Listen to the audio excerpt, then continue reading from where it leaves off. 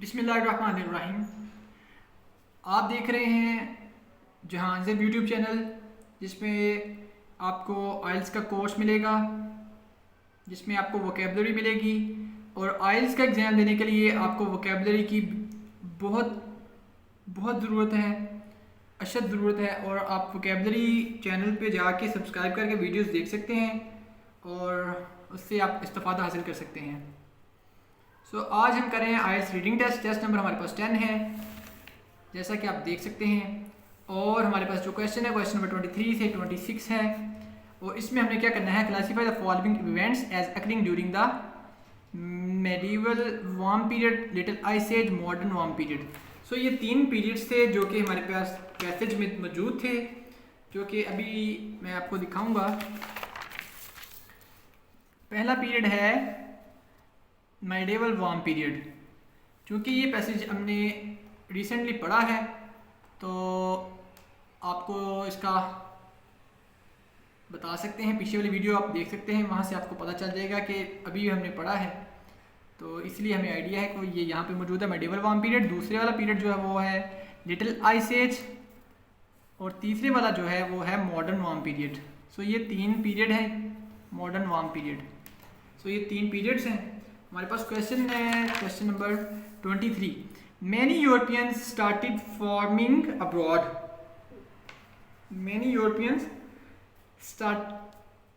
Started farming abroad. Question number है हमारे पास 23।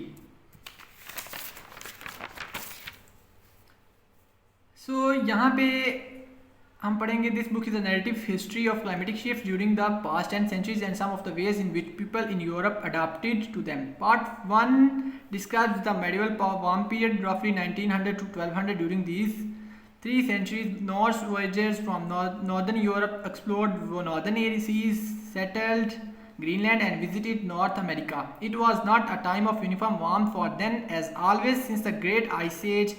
There were constant shifts in rainfall and temperature. Mean European temperatures were about the same as today, perhaps slightly cooler. इसमें तो वो मौजूद नहीं है।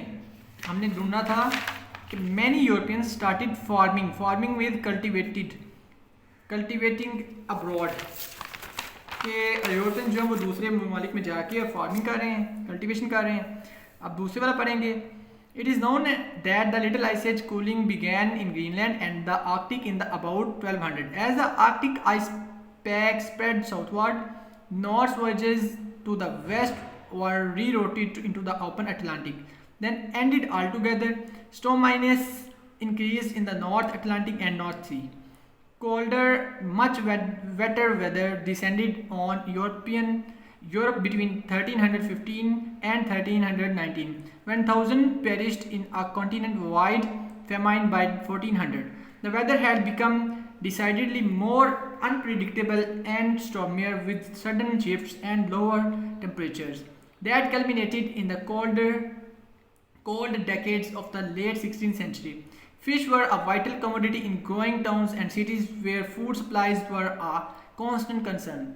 Dried cod and herring were already the staples of the European fish trade, but changes in water temperatures forced fishing fleets to work further offshore.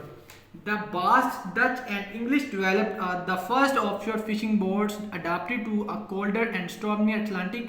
A gradual agricultural revolution in northern Europe stemmed from concerns over food supplies at a time of rising populations. The revolution involved the intensive commercial farming and the growing of animal fodder on land not previously used for crops. The increased productivity from farmland made some centuries self-sufficient in grain and livestock and offered effective protection against famine. Global, इसमें तो नहीं मौजूद, farming का word use है, लेकिन ये नहीं लिखा हुआ कि अब्रॉड जाके यूरोपियन ने फार्मिंग की थी। अब नेक्स्ट वाला पढ़ते हैं। Global temperatures began to rise slowly after 1850 with the beginning of the modern warm period. There was a vast migration from Europe by land hungry farmers. ये रहा माइग्रेशन कि उन्होंने हिजरत की एक जगह से दूसरी जगह गए, कौन, यूरोप वाले। और क्या किया जाके, कौन गए थे, फार्मर, किसान गए थे। And others to which the famine caused by the Irish potato blight contributed to North America, Australia, New Zealand and Southern Africa. Millions of hectares of forest and woodland. So हमें मिल गया हमारा जो answer था। तो ये किस period में है? ये है मॉडर्न वार्म पीरियड में। सो मॉडर्न वार्म पीरियड में ये मौजूद है। तो हम इसको कर देंगे, हमारा जो आंसर है वो हमने करना है